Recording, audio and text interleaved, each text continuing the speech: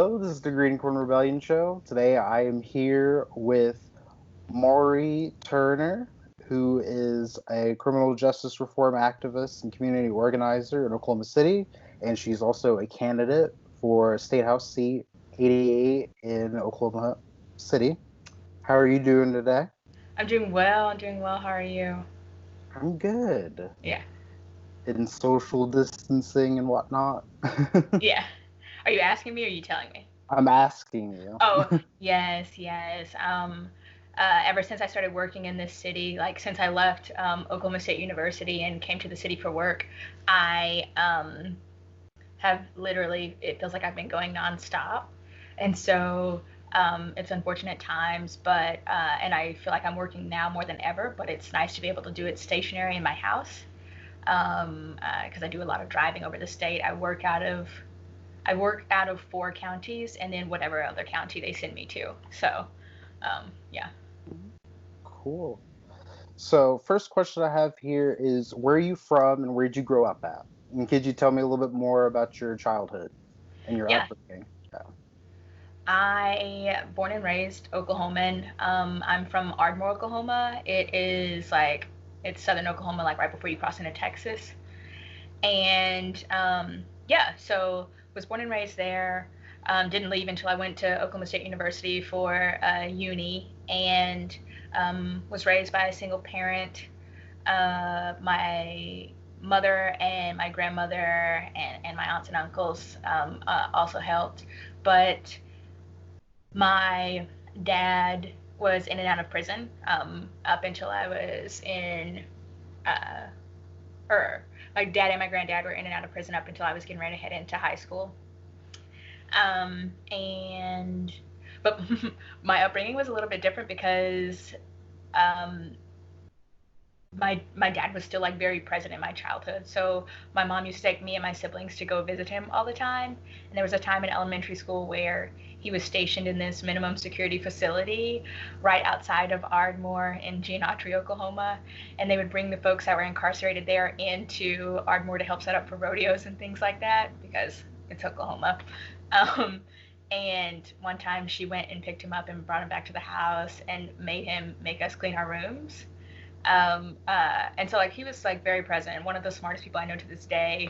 But around the last time he was released from prison, and I guess like I'm going like way too into the weeds on this, but the last time he was released from prison, I was like spending more time in the community and like away from my parents, and so the message that was being reiterated was that my father and my grandfather, if they were in prison continuously, it was because they were inherently bad people and they didn't want anything to do with me. Um, and then I internalized that up until my early 20s. And I was able to sit down with him and process through some things and realize that Oklahoma's criminal justice system is just inherently good at keeping families apart long after they leave the prison system. And so that was like when I decided I was going to make the switch into uh, working in criminal justice reform in Oklahoma. That was what I was going to devote my life to because I went to OSU to become a veterinarian. So, Hmm. but yeah, so that's like a little bit about my upbringing and my background, I guess. Yeah. All right. So, what made you want to run for state representative? So I've been doing community organizing. That was just kind of the background that my mother and my grandmother raised me in, and I have been doing it more specifically around policy and race relations and religious freedoms and environmental justice more seriously for about the past almost decade, and um, have been doing it specifically on criminal justice reform and policy advocacy been doing community organizing on around policy advocacy for the past 2 years, and I realized that like there's just so much more that we could be giving our communities, and I'm not, and I mean like there's so much more that we could be doing. I honestly wholeheartedly believe if people just fought a little bit harder rather than just taking the bare minimum, then Oklahoma could truly be one of those top 10 states that we are continuously talking about. So I decided to run because I am continuously going around, sitting in on high school classes and hearing students and talking to them about why it's important that we see ourselves in the government and why we should participate in that. And so people started asking me when I was going to run. So I figured I told myself I would never run for office unless my community was asking me to. And so people were continuously doing that. So I figured I would listen to my community and take the advice that I'm always giving to folks around me. So decided to take the plunge. All right, that sounds cool. Um, so you're a criminal justice reform activist. What are some things that you'd like to see the state of Oklahoma do in order to enact criminal justice reform? Right. I think first thing is to note that justice reform in Oklahoma and across the nation is multifaceted, right? And so, like, the pillars of my work are grounded in bail reform, sentencing reform. Um, uh, it looks like prosecutorial education, but also like the intersections of that. And so that means also working on the school to prison pipeline. It means working on advocacy and living conditions of folks that are currently incarcerated, and also breaking down those barriers once people are released from the prison system and put back into society, because there are a lot of reentry programs that are at such high barriers that people who need to get back into society, need jobs and things like that, um, they're left out of those things altogether.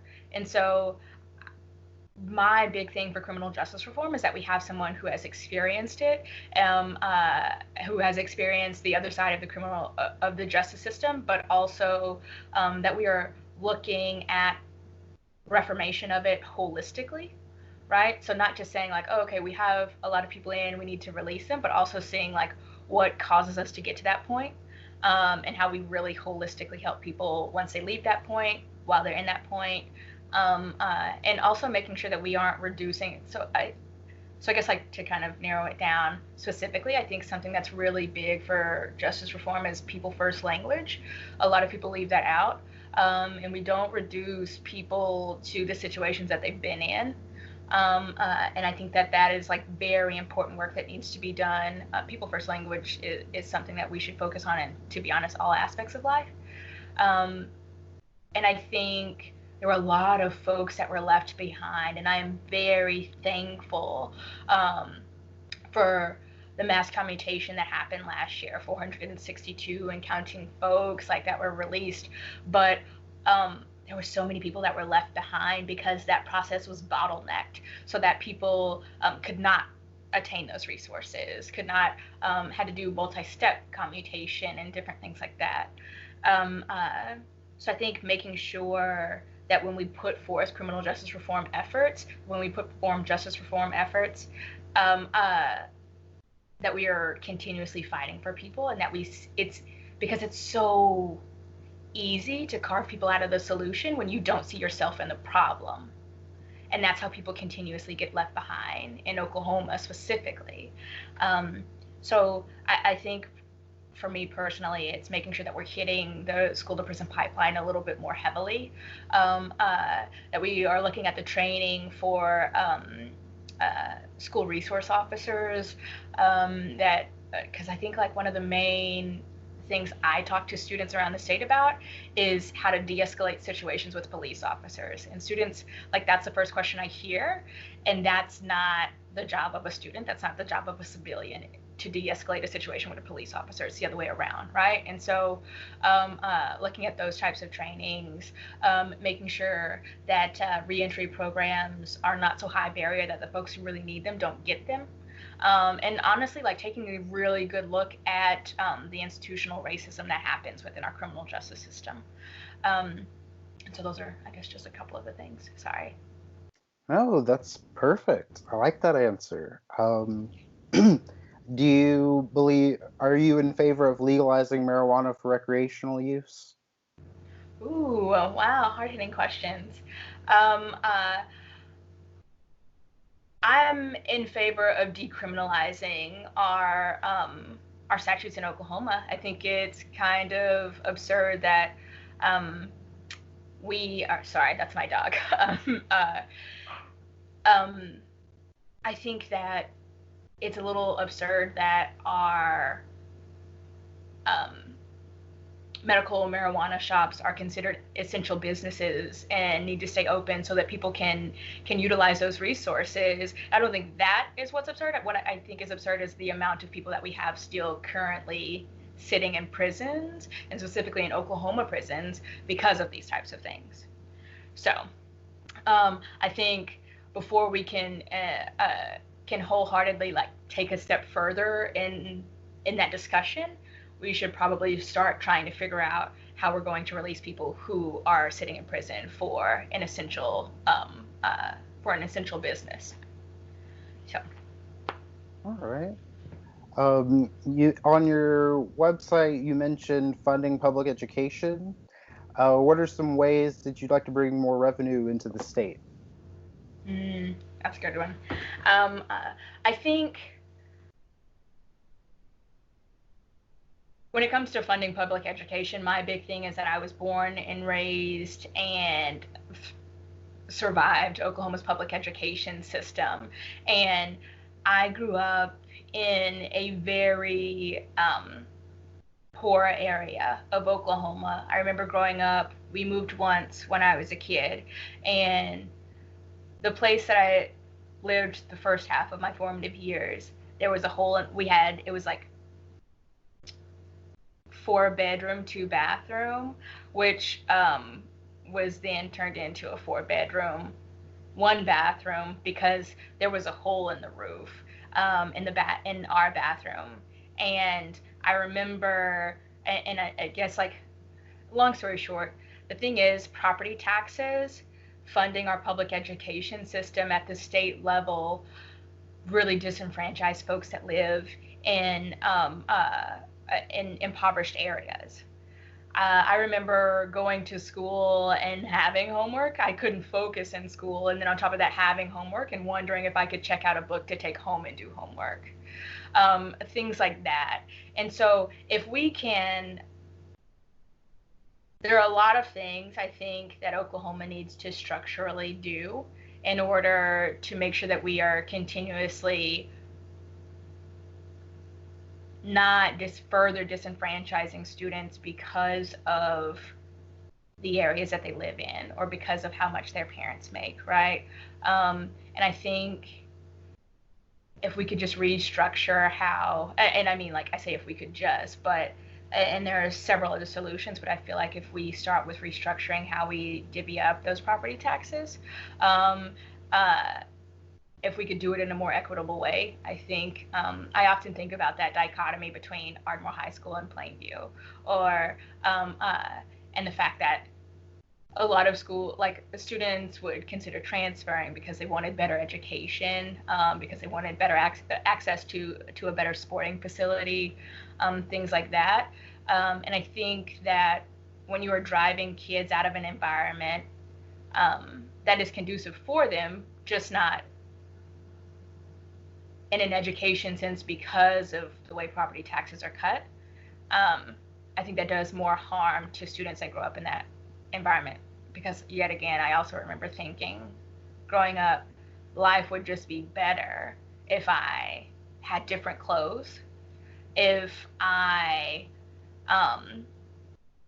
wasn't 3 girls in 1 bedroom. Life would be easier if we had more money, and life would be easier if folks had more money. But I think the public education system is not the place to tell folks that is not where people should start thinking like my life would be better if I was rich. Instead of instilling in students the fact that we should have equitable resources. Not like I should move someplace else, but my state should be working for me. Did I answer your question? You kind of did. It made sense. Property taxes, okay. Yeah. Okay, sorry.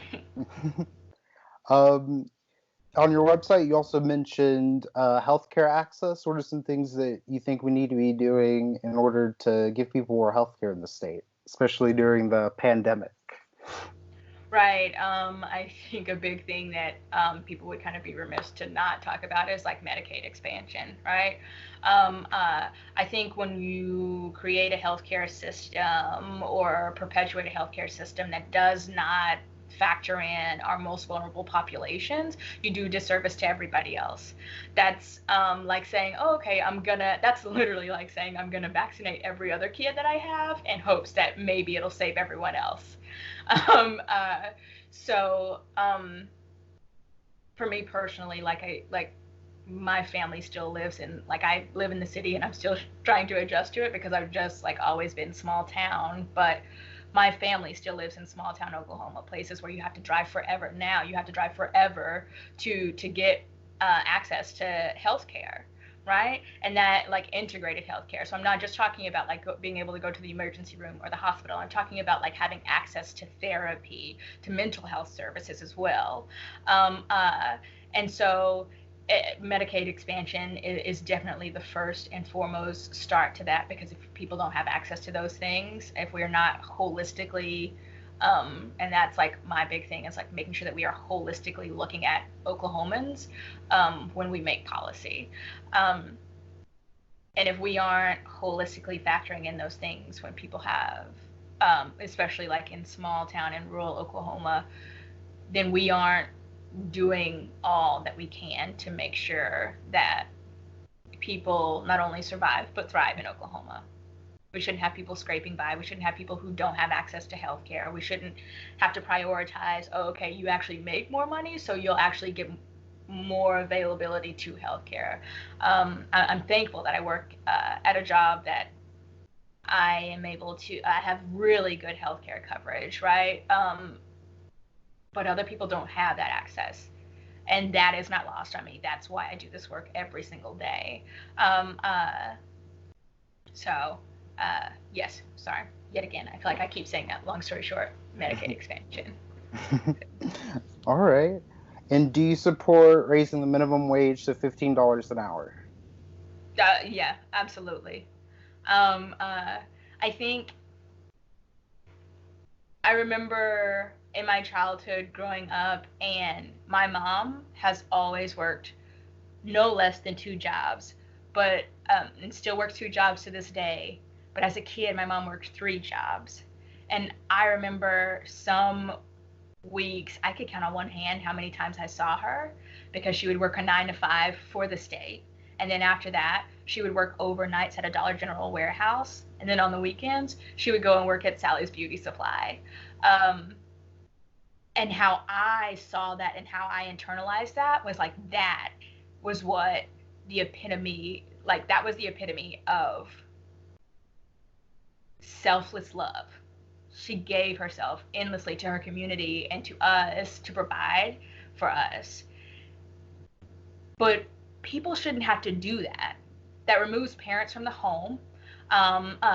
It means that we are making folks work themselves into an early grave just to scrape by. In a state where I think 1 in 3, especially in the metro areas, 1 in 3 families has to choose which essential basic necessity, like which basic necessities to provide for their families this week. Mm-hmm. And because right now we are still sitting at a 7.25 minimum wage when our poverty line is at $7 in Oklahoma, and we haven't raised it since what, 2008, 2009. I think in order to take a step in the right direction, in order to try to alleviate some of that stress of parents and children, because not to mention the amount of children that I see in high schools and in middle schools that are actively also trying to provide for their families because their parents can't do it alone. So raising the minimum wage, I think, honestly, is one of the least things that we could do. So, All right.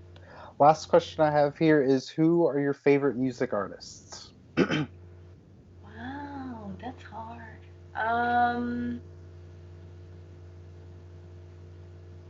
I really like it. It honestly like changes with the seasons and sometimes with the days too.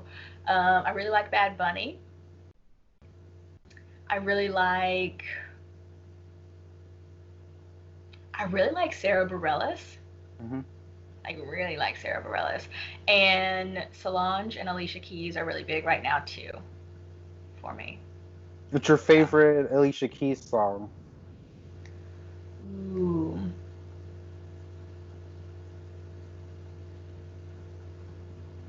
Probably You Don't Know My Name. Is that the name of it? You don't know my name. Baby, baby, baby. I don't know the name of it, but that one's it. That one's All it. right. Yeah, my I like her mom. newer things too. Yeah, my mom. She always played her CDs in the car and at the house whenever I was growing up. So I know a lot of her songs. So yeah, Yeah. Alicia Keys. I Yeah. Oh my goodness. And then yeah. Oh, absolutely favorite I would probably have to say hands down favorite band is Paramore. I'm still kind of Oh, stuck in okay. that high school phase. And then like Haley Williams like latest project that she did, like after they split up, she's Yeah. got her solo thing going on right now. I'm loving that. Petals for Armor. Yeah. Hmm. What's your favorite Paramore song? Ooh, I would probably. I'm gonna have to say that's what you get. Yeah, that's a Um, good one. yeah, I really like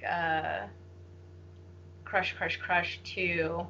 Um, but yeah, that's what you get. I remember my friends like we made a like a music video to it in high school. Yeah. Yeah, when I want to say I was in ninth grade, I bought those two CDs by Paramore. Can't remember their names anymore, but it's the one with Crush, Crush, Crush, and then the other one with Brick by Boring Brick on it.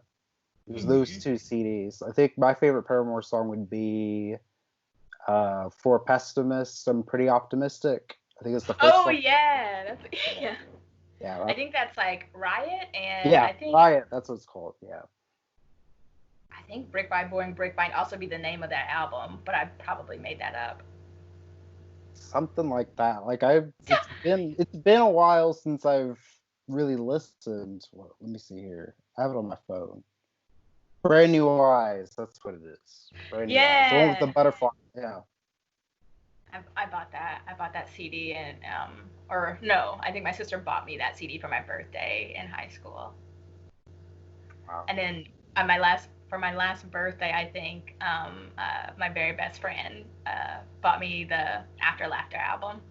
Hmm. So All right. Well, thank you for coming on. I wish you luck in your race. I really hope you win. We need more people like you in the state legislature. Where can we find you on social media, and what's your campaign website? yes, my campaign website is maureeturner.com, and that's just MaureeTurner.com. And then, so on Facebook and on Twitter, it's Mauree Turner. Okay. All right. Yeah. Thanks. Thank you.